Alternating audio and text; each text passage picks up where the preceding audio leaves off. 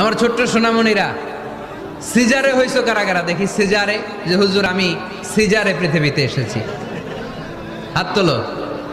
কয়েকজন হাত তুলছে, মাশাআল্লাহ, ঠিক আছে, অসুবিধা নেই, হাত নামাও।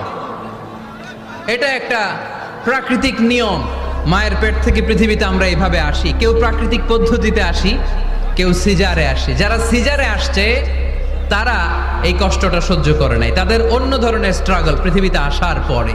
কিন্তু আমরা যারা নর্মাল প্রসেসে এসেছি সেই সময়টার কথা খেয়াল করেন। আমাদের দেহের সাইজ অনেক বড়, আমাদের ওজন অনেক বেশি, কিন্তু আমাদের মায়ের যেই অঙ্গটা দিয়ে আমরা পৃথিবীতে এসেছি ওই জায়গাটা বড় সরু। খুব ছোট্ট একটা জায়গা দিয়ে এই বিশাল দেহ নিয়ে আমাকে সংগ্রাম করে আসতে হয়েছে, ঠিক কিনা? এবং এটা ল্যাবরেটরিক্যালি প্রুভড, সায়েন্টিফিক্যালি অ্যাটাস্টেড যে এটা একজন বাচ্চার জন্য, নবজাতক নিউ বর্ন বেবির জন্য খুবই স্বাস্থ্যকর, খুবই হেলদি। কারণ এই ছোট্ট জায়গাটা দিয়ে, মায়ের ওই ছোট্ট অঙ্গ দিয়ে আমরা যে পৃথিবীতে আসি, আমাদেরকে একটা চাপ সহ্য করতে হয়। ওই চাপের কারণে আমার নাকের ভেতরে, কানের ভেতরে যে ধরনের দূষিত গ্লিসারিন আছে, পদার্থ আছে, এগুলো সব বের হয়ে যায়। আর এই প্রচন্ড চাপটা আমাদের দেহটাকে কর্ম সহিষ্ণু হয়ে গড়ে তুলতে সাহায্য করে। কোন সুবহানাল্লাহ। সেই দিন আমরা স্ট্রাগল করে পৃথিবীর বুকে এসেছিলাম। যেদিন মায়ের পেট থেকে যুদ্ধ করে আমাকে পৃথিবীতে আসতে হয়েছে, ওই দিন আমার কান ছিল?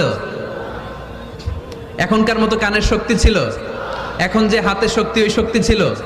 ওই কঠিন পরিস্থিতিতে যদি আমি সংগ্রাম করে টিকে থাকতে পারি, বর্তমান সময়ে আমাদেরকে কেউ আটকায় রাখতে পারবে না, পারবে না।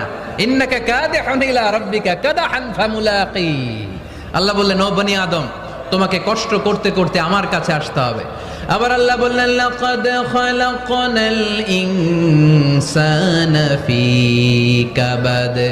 আমি বনি আদমকে, দুনিয়ার সবগুলো মানুষকে কর্মসহিষ্ণু করে তৈরি করেছি। সুবহানাল্লাহ বলেন। কর্মসহিষ্ণু। আমাদের এক একজন মানুষ যে আমরা কতটা কষ্ট আর ধৈর্য সহ্য করতে পারি আপনি কল্পনাও করতে পারবেন না। নর্মাল প্রসেসে আমাদের মা যেদিন আমাদেরকে ডেলিভারি দিয়েছিলেন, তখন আমাদের মা 57 ইউনিট প্লাস। সুস্থ মানুষ ব্যথা সহ্য করতে পারে 45 ইউনিট। কত ইউনিট? কিন্তু আমাদের মা যেদিন আমাদেরকে দুনিয়ার বুকে এনেছিলেন, সেদিন আমার মা, আপনার মা ব্যথা সহ্য করেছিল 57 ইউনিট প্লাস, 57 ইউনিটেরও বেশি। এই ব্যথাটা সাধারণ কোনো ব্যথা নয়। একটা অ্যাক্সিডেন্টে আপনার দেহের 20টা হাড় বা হাড্ডি ভেঙে গেলে যত ব্যথা, তার চেয়েও বেশি ব্যথা আমার মা সহ্য করেছিলেন। আমার মাকে ওই দিন এই ব্যথাগুলো সহ্য করার তৌফিক দিয়েছিলেন কে? তাহলে কি পরিমাণে কষ্ট সহিষ্ণুতা আর কর্ম সহিষ্ণুতা নিয়ে যে আমরা জন্মাই, আমাদের কোনো ধারণাই নাই। এজন্য আমি প্রায় বলি, ছেলে মেয়েদেরকে, সন্তানকে ননির পুতুল করে গড়ে তুলবেন না। ছেলে মেয়েদেরকে কষ্ট সহিষ্ণু করে গড়ে তোলেন।